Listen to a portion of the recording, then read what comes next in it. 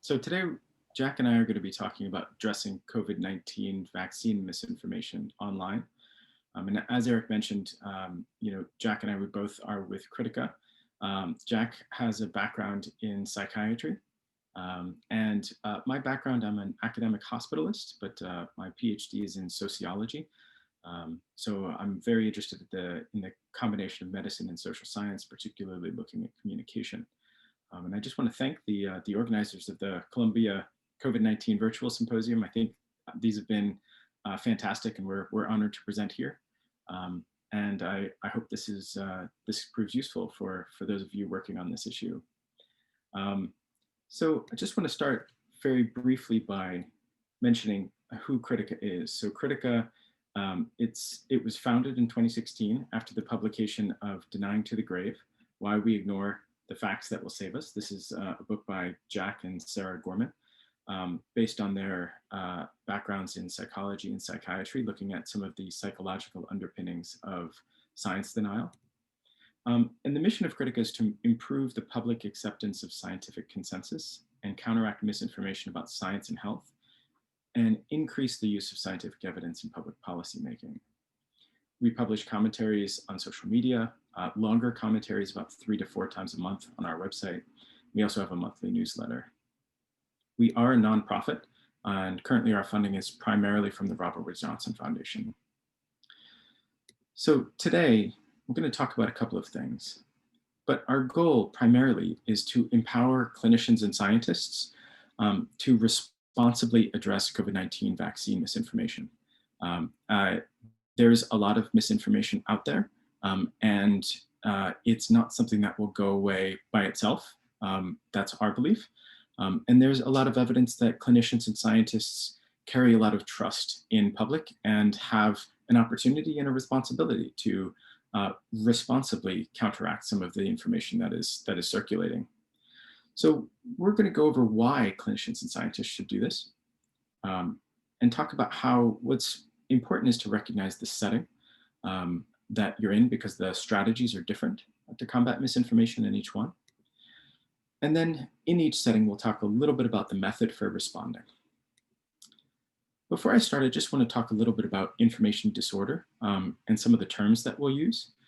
So I use the term misinformation because, as you can imagine, there's a spectrum of misinformation all the way to bad kind of disinformation or malinformation. And you can see in this chart, it's everything from like false connections, misleading content, all the way to leaks or harassment or hate speech.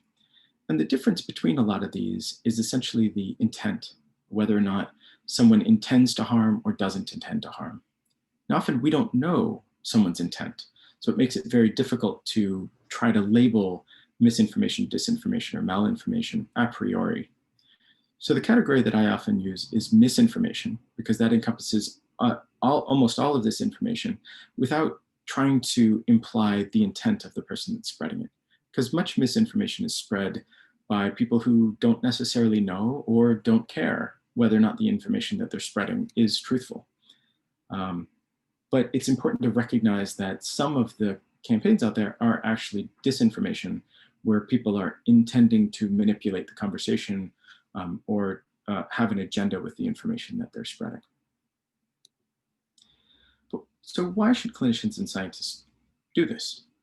So the first and most important issue is trust. So the Kaiser Family Foundation does periodic surveys, and they generally find that trust in physicians is high. 85% of respondents report that they trust their own doctor or healthcare provider at least a fair amount for reliable vaccine info. And this is even in the settings of people not trusting doctors in general. They trust their own doctor. Scientists also kind of have a large role in society. They're very trusted in many circles of society. And obviously, I think this is something that has become more increasingly controversial with a lot of the personal attacks against Anthony Fauci. But overall, scientists still are very well respected by journalists and most members of society. It's also important to recognize that misinformation is rampant. What do I mean by that? I think we've all seen the mask debates about hypoxia, whether or not they work. And a lot of this came about because there was poor and delayed messaging with insufficient tailoring to people's identity and their values. It was a bit of a missed opportunity in public health messaging. There's also a lot of controversies about, whether or not Gates is trying to implant microchips in people through the vaccine, and the role that 5G played in the epidemic, with people thinking essentially that conspiracies are driving some of these issues. These conspiracies are highly prevalent because there's been little active debunking of them. And I think for the clinicians out there who've seen a lot of discussion about the cure-all effects of hydroxychloroquine, and now people are turning to ivermectin, where a lot of this narrative has been driven by anecdotes and poor evidence. So this information, it's spreading rapidly, and it often spreads faster than the truth can, or faster than science can keep up with it. So how can we address misinformation? Step one, we really have to recognize the setting. Because in the clinic, there's good evidence to suggest that motivational interviewing is the best strategy. But online, in a public forum, we generally recommend to follow, as your starting point, WHO guidance, which suggests to craft messages based on the technique that people are using to spread the misinformation and the misinformation topic. And we'll go over that. So, but first, in the clinic, I think right now it's contentious, and so I think it might be understandable for people to want to shy away from this issue. But Arthur Kaplan, an NYU bioethicist, says that doctors actually have a responsibility to engage. And that's not just engagement, but that's also knowing and understanding some of the prevailing misinformation to be able to be informed enough to counteract it when you're seeing patients. It's also important to be able to ask about risky behaviors. We do this a lot as physicians. We ask about whether or not people wear seatbelts, if they have a gun in the house, do they smoke, do they drink? So asking whether or not they're wearing a mask or their intentions to vaccinate can be very important. And it allows you to open the discussion in a non-threatening way. So the evidence for motivational interviewing and vaccine hesitancy is growing stronger and stronger. In Quebec, there's a researcher named Arnaud Gagnard who has developed a program called Programme MPhil, which is a French acronym that stands for Motivational Interviewing in Labor and Delivery for Childhood Immunization. They've done a number of randomized trials to show that motivational interviewing can reduce vaccine hesitancy by 40%. And it has increased both the intention to vaccinate and the number of children who are up to date on their vaccine schedule at 6 months. So the province of Quebec is actually fully invested in this program, Programme MPhil, and there are currently studies about across Canada to see whether or not this should be implemented nationwide. In the United States, there's a smaller effort on motivational interviewing, but there is some data being run by Patrick O'Leary out of the University of Colorado, where he has a program called Adapting MI for Maternal Immunization, or MI4MI for short. And this is in progress. Nothing's been published except the protocol, and it draws on his preliminary work that has shown some success in using motivational interviewing for increasing HPV vaccine uptake. So there's other evidence for addressing misinformation, and drawing from social science literature, which is vast on this issue, there are some lessons that we can glean. One is that demonstrating kind of a respectful understanding of values, fears, and beliefs is very important. Establishing a common ground with the people that you're discussing. That doesn't necessarily mean supporting conspiracy theories, but a lot of times a conspiracy theory or some other concern has a basis in a value that we all share, such as wanting to protect our children. It's important to be mindful of knowledge deficits versus identity-based cognition. What I mean by that is there are times when it's a simple knowledge deficit, that someone just doesn't know something about a vaccine or a safety issue, in which case it's very reasonable just to provide some facts to fill that knowledge deficit. But sometimes the resistance that someone might have towards vaccination is a little bit more psychologically deep-rooted and can be based in their identity. You can imagine a new mother who spends a lot of her time with other new mothers, who is on Facebook groups with new mothers, where a lot of information is being shared about anti-vaccination sentiment. She might be a part of anti-vaccine groups or vaccine questioning groups, and there might actually be some peer pressure on those groups not to vaccinate.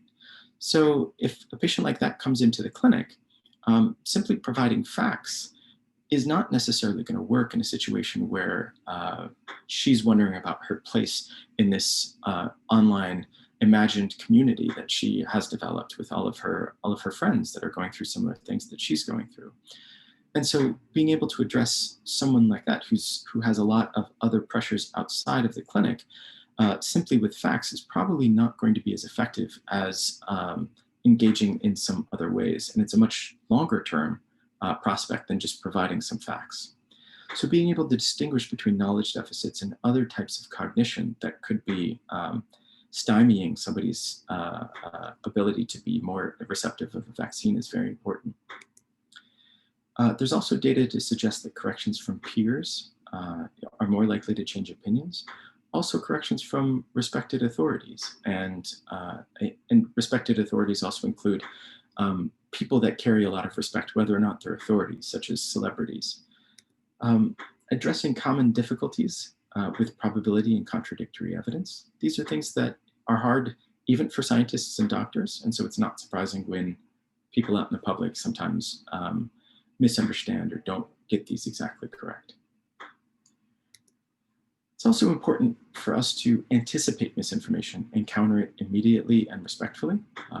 The sooner misinformation is corrected, the less of an impact that it seems to have.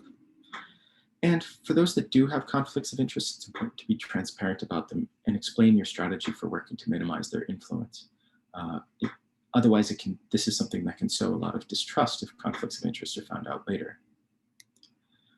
So in addressing misinformation online, we generally recommend to follow WHO guidance. So the European Office of the World Health Organization has produced a document called Best Practice Guidance, How to Respond to Vocal Vaccine Deniers in Public. It's an excellent document. I recommend anyone who's interested or thinking about doing any of this kind of work to give it a very thorough read. And we'll just summarize a couple brief points here. One of the major points, though, is remembering who your audience is, because there's little evidence that you'll be able to change the mind of a committed anti-vaxxer in that public forum in one setting. Instead, your engagement, even if you're engaging with an anti-vaxxer, is actually the people on the sidelines. It's at the undecided, and those who are on the fence that are maybe silent, but they're watching. And so a lot of that conversation is less, if you're trying to decide if it was successful or not, it has less to do with trying to convince the iconoclast and more about kind of having respectful discussion that just makes sure that, misinformation is rebutted and, reasonable questions and concerns are answered. So in this WHO guidance, they suggest a pathway, which is first to identify the topic, because once you start digging into misinformation, you'll recognize a lot of it. You've probably heard a lot of these things before, such as, we don't know the long-term side effects. Some people say it's better to just get COVID and fight it off naturally. Some people say to have concerns that pharma just wants to make money. COVID isn't a big deal. A lot of concerns that warp speed meant that this was rushed and unsafe, that the vaccine isn't working because it doesn't stop transmission. Or other types of theories that the government just wants to control you, concerns about freedom, a lot of concerns about anaphylaxis given all of the headlines, or again, other conspiracies such as Gates wants to track you with microchips. Now, we've heard a lot of these different topics. Putting them in buckets can be helpful because rather than debunking each individual point, sometimes it's important just to note the concern. It's like, oh, someone might be concerned about the threat of the disease, what alternatives there might be out there, just general issues of trust, effectiveness of the vaccine, or safety. And a lot of these are understandable concerns. And when we start to put these in buckets, we can start to address, rather than each individual point, we can address the issues that are underlying a lot of the points. And after identifying the topic, it's important to identify the technique. And you'll see a lot of different techniques that generally fall under 5 buckets, which are conspiracy theories, selectivity, cherry picking particular evidence, relying on fake experts, such as handpicking one or two physicians or experts, supposed experts in a field who have a particular opinion that might be worthy of debate, but often people are holding that up as a talisman, as truth.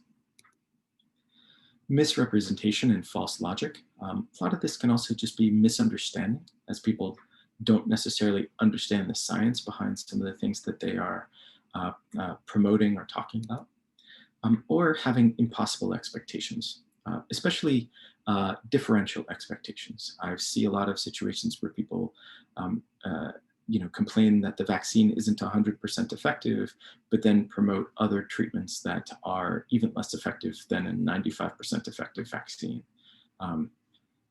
So these techniques combined with the topics can be very powerful.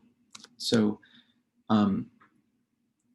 designing your answer comes down to taking what you see from the technique, the response to the topic, and then designing a concomitant answer. There's a lot of examples that I think are fantastic in the WHO document, but I'm just going to mention one here just to give a sense of what we're talking about. This example came from this week, having a debate on Facebook with a friend of mine from high school. He said, it being the vaccine, he said, the vaccine is also genetically modifying you to produce part of the virus. Have you heard about the alternatives though? There's a natural enzyme that has shown amazing impacts, not only in RNA viruses, but also cancer, a near cure-all. And my mom is an expert in medicine, and I talked to her about things, and he went on. It was quite a long discussion that he had a lot of things that he was addressing. And it could be overwhelming to think that, trying to debunk point by point by point. So there's a lot of things going on here. And what I noticed is it talks about things being genetically modified. Maybe he has some concerns about vaccine safety, but it seems to suggest that he has a knowledge deficit because he understands that the vaccine is inducing you to produce a part of the virus, but thinks that it's genetically modifying you to do that. He also mentions a near cure-all, which suggests he's interested in alternatives, but it also suggests he's setting impossible expectations. I mean, no vaccine can compete with a quote-unquote near cure-all. And he also mentions his mom as an expert. Now, I have nothing against moms. Many moms are experts. My mom, she is an organic chemist. She's an expert in organic chemistry. I happen to know his mother works in marketing and is not an expert in medicine. So the fact that he's calling on his mom as an expert in medicine, I found to be quite suspect. So what did I do? So I responded first by addressing what I thought to be the knowledge deficit. I said the vaccine is not genetically modifying you. That would imply it's changing your DNA. It cannot and does not do that. But then rather, I don't want to tear down his mom. This is not about his mom, but this is a question of who is an expert, what makes an expert. So I tried to refocus the conversation on kind of the bigger picture issue. And just let's talk about expertise. You raise an interesting question about expertise. What makes an expert? To me, an expert is more than just knowledge. Anyone can Google things, but it is also knowing how to judiciously weigh primary evidence against other competing evidence with as little bias as possible.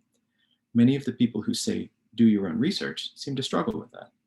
But people who demonstrate being able to weigh the totality of the evidence with little bias are the people I turn to when I have questions. So, I think there's a lot of potential responses to what my friend was saying on Facebook, but this was just my example. And so, but I was using the techniques of, addressing the topic and the technique, and I have found that to be helpful in combating misinformation. And this is what we use at Critica in a protocol that we're currently developing with the Edinburgh Public Policy Center to combat misinformation about the COVID vaccine more widely. I also recommend turning to that WHO document, which has a lot of other examples in addition to this one. So in conclusion, just want to mention that our goal, again, is to empower you as clinicians and scientists to responsibly address COVID-19 vaccine misinformation. But remember that the response depends on the setting. In the clinic, motivational interviewing has shown to be the most evidence-based approach, whereas online, it's a little bit more of a mess. but following WHO guidance is a good start. And again, I do recommend this document as something to read through. Because one of the most important things, and you might have seen this online, is that some doctors are engaging in ways that can be disrespectful and condescending. And while that can make us feel good as physicians or scientists because we have superior knowledge, or it might seem funny to us, the challenge with that is, if we remember that our audience is actually not the committed anti-vaxxer, but those on the fence, that type of behavior can be alienating. And so, overall, we very much recommend kind of a respectful, engaged dialogue, calling out misinformation when you see it, and following that WHO guidance. So obviously, this is just a start. I mean, this is a very big issue, but I would like to open it up for questions and thoughts. And for those of you that are interested in this, please feel free to contact me at david@criticascience.org or at my Cornell email below. And you can visit us at criticascience.org. So now I'd like to open it up to Jack and I for any questions that you might have.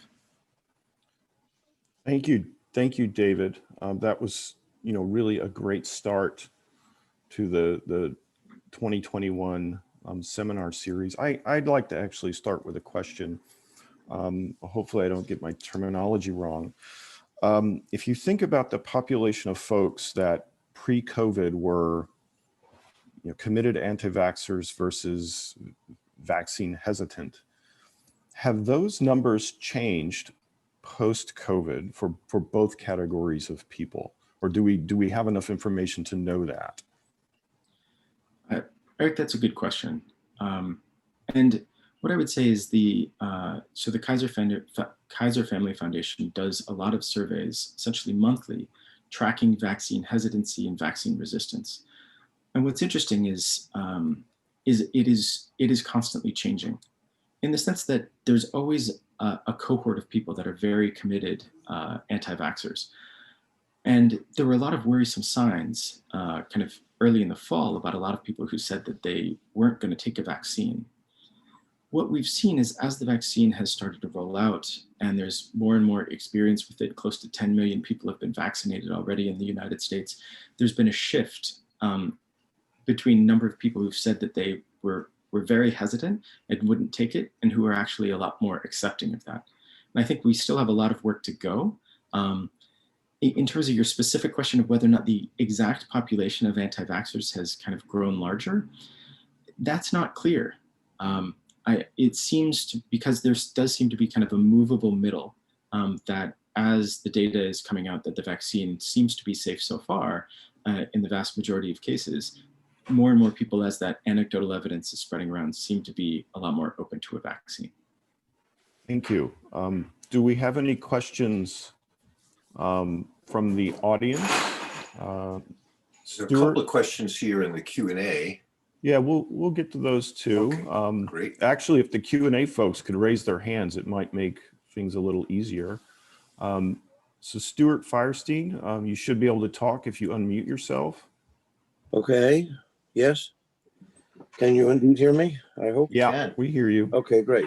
Yeah, I just wanted to point out, I thought another thing about the misinformation issue that I think I found, at least occasionally, to be effective in things that I've written and talked to people, that not only, if you will, debunking misinformation or addressing misinformation, but providing better information at the same time is helpful. So, for example, people who are worried about genetic modification by injecting RNA from the vaccine, you could point out that the virus itself injects 12 genes into you. And so that's far worse, in fact, than getting a single gene injected, which can't incorporate in your DNA anyway. So I think things like that, or the Bill Gates issue, I point out to people that, well, if you're using Google Maps and you're already on Facebook, then Bill Gates doesn't need to know any more about you than what he already knows. That's or a good any one. of these That's other a good one. people.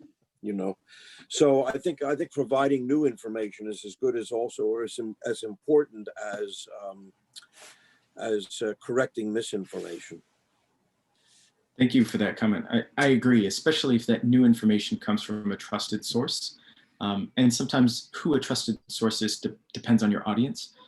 There's a lot of anti-government sentiment right now. And so sometimes, linking to CDC sources might not always be the most trusted source, depending on who you're working with. But in general, I very much agree with you. And it's often a matter of kind of finding the trusted source and the right information to provide. Thanks for that. Thank you, Stuart. So I'll read one of the questions from the Q&A box. This is coming from Charlotte Wayne, who asks, what is your go-to answer when someone brings up a conspiracy theory that you haven't heard of? Do you dig into the content of it? It's a great question. So, we train people to do these online interventions, and we have a system set up where if something comes up that we haven't heard of before, we have a system set up for them to be able to get information very quickly from either David, myself, or vaccinologists who we have consulting with us to try to fill in that knowledge gap. But it's true, I think, with the implication of your question, that sometimes you can't get to that fact right away. And so we have to use some general responses to conspiracy theories, which in general conform to a few standard principles. And we can often point out to that, for example, by saying, gee, can you imagine that many people in secret getting together so quickly to do what you say they could do? Because almost all conspiracy theories are based on something that's, we know is basically impossible. So we try to have both general categories and then also to dig into the answer very quickly. We have a question from Carol Troy. So Carol, you should be allowed to talk if you unmute yourself. Are you there, Carol? Perhaps not. I'll leave her unmuted, or she can talk if she decides. But there's one more question in the Q&A that I'll ask. And that is, sometimes science does not have an answer yet, and temporary ambiguity might lead to the spread of misinformation or politicization in science. And how do you address that answer when there's not, or that problem when there's not a solid answer to something yet? Well, that's a great question. And certainly there are a lot of evidence that uncertainty is one of the biggest drivers for false beliefs. And we see this right now. A good example right now are people who are saying, why have the vaccine when people say we still have to wear a mask and social distancing even after you get the vaccine? And that's because we don't actually know for sure yet whether it's transmitted, even after you get vaccinated, where there's still asymptomatic transmission. And so our answer to that is twofold. First of all, to absolutely acknowledge that science never has all the answers right away. And so we sort of bond with that person that there is uncertainty.